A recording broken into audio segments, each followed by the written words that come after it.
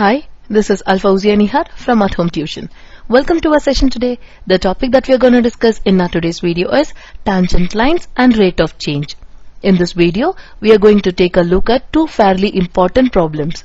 There are two reasons for looking at these problems now. First, both of these problems will lead us to the study of limits, which is the topic of this section. Looking at these problems here will allow us to start to understand just what a limit is and what it can tell us about a function. Secondly, rate of change problem that we are going to be looking at is one of the most important concepts that we will encounter in the next video. In fact, it's probably one of the most important concepts.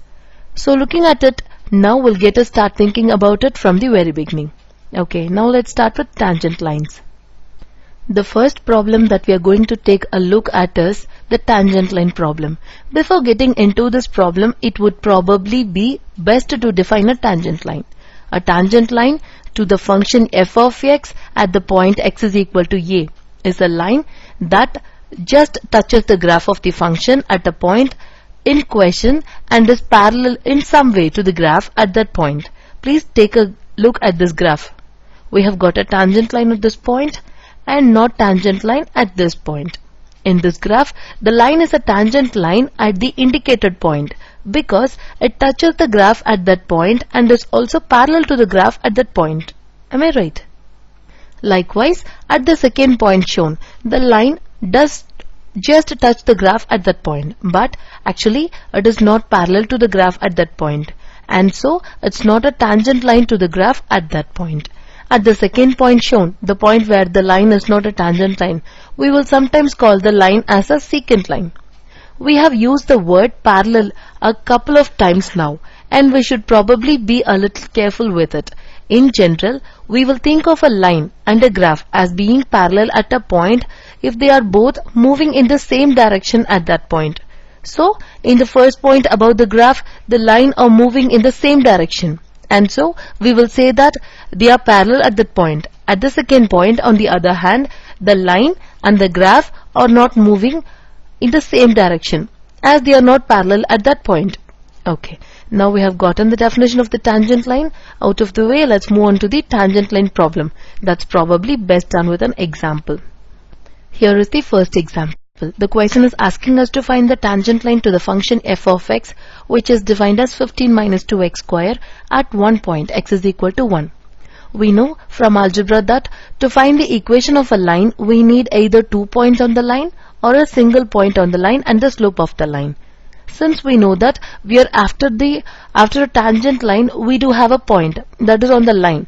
The tangent line and the graph of the function must touch at x is equal to 1. So, the point, the xy coordinate would be 1 and f of 1 because that is the y value, corresponding y value. If you plug in 1 here, you will get 15 minus 2 times 1 the whole square, which is 2. So, 15 minus 2 is 13. So, 1 comma 13 must be on the line.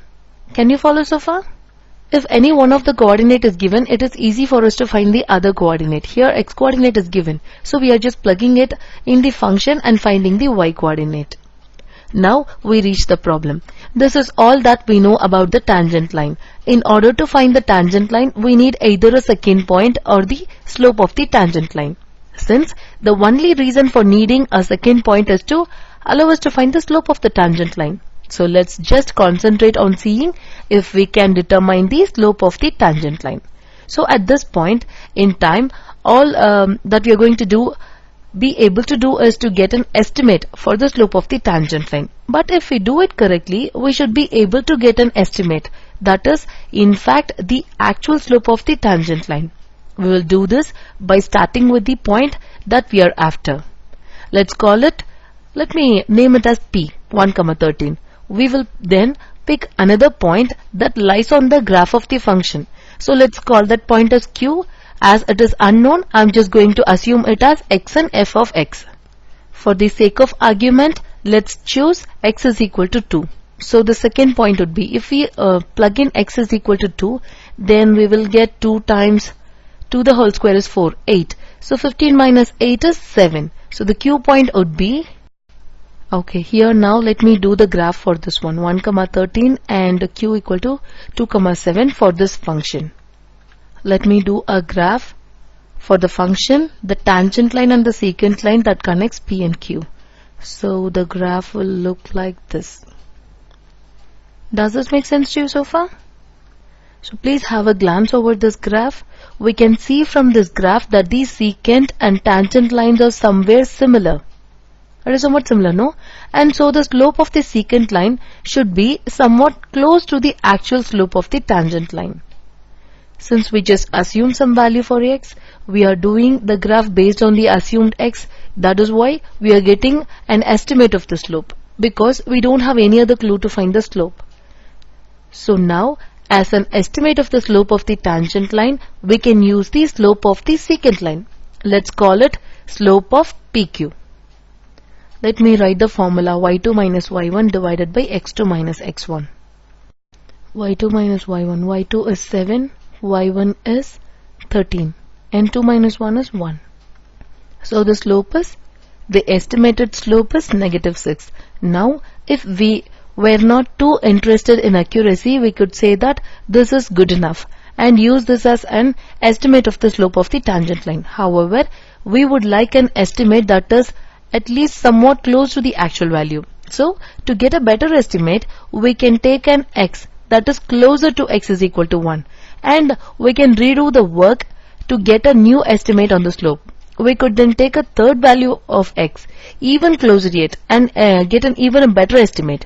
So in other words, as we take q closer and closer to p, the slope of the secant line connecting q and p should be getting closer and closer to the slope of the tangent line. So if you're seeing this, I'm going to post an image. Instead image, you can use also the Desmos calculator and choose values very closer to the x value that is given. So in case if you are using a Desmos calculator, as you move q in closer and closer to p, the secant line does start look more and more like the tangent line. So the approximate slopes, that is the slopes of the secant lines, are getting closer and closer to the exact slope. Also, do not worry about how we got the exact or approximate slopes. We will be computing the approximate slope shortly, and we will be able to compute the exact slope in few sections. Okay. So in this figure, the graph that I have posted, if I assume q, this x value as 1.5, I'll get slope negative 5. If I choose this as 1.1, I'll get negative 4.2. So if you slowly reducing the distance between this, you can take a number which is very closer to 1. For instance, if you take 0.999, then the slope is going to be negative 3.9998. So if we take the x to the right of 1 and move them in a very close to 1, it appears that the slope of the secant lines appears to be approaching negative 4. Likewise, if we take x left to 1 and move them very closer to 1, this is the right side and this is the left side. Even if you move from left or right, the secant line again appears to be approaching negative 4. So based on this evidence, it seems that the slope of the secant line are approaching negative 4 as we move in towards x is equal to 1. So we will estimate that the slope of the tangent line is also negative 4. You can make a table for different values of x, so that will make you to get a clear idea. I have posted all the trials that I have made starting from 2. I made the number slowly. I just take a number that is very closer to 1. And did you notice that it is slowly approaching negative 4?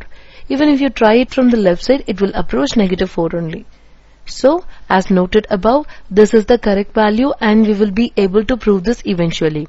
Now, the equation of a line that goes through a, f of a. It is given by y equal to f of a plus m of x minus a. Therefore, the equation of the tangent line would be, you can distribute the negative 4 and then write a equation of the form slope intercept. It will be negative 4x plus 17. There are a couple of important points to note about this example. First, we looked at the points that were on both the sides of x is equal to 1. In this kind of process, it is important to never assume that what is happening on one side of the point will also be happening on the other side as well. We should always look at what is happening on both the sides of the point. So in this example, we could sketch a graph and from that guess that what is happening on one side will also be happening on the other side. But we will usually not have the graphs in front of us or be able to easily get them. Next, notice that when we say that we are going to move in close to the point in this example, we do mean that we are going to move in a very close, and we also used more than just a couple of points. Hope you remember the table that we just did.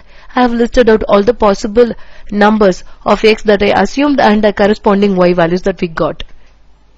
So, we should never try to determine a trend based on couple of points that are not really all that close to the point in the question. And the next important thing to notice is really a warning more than anything.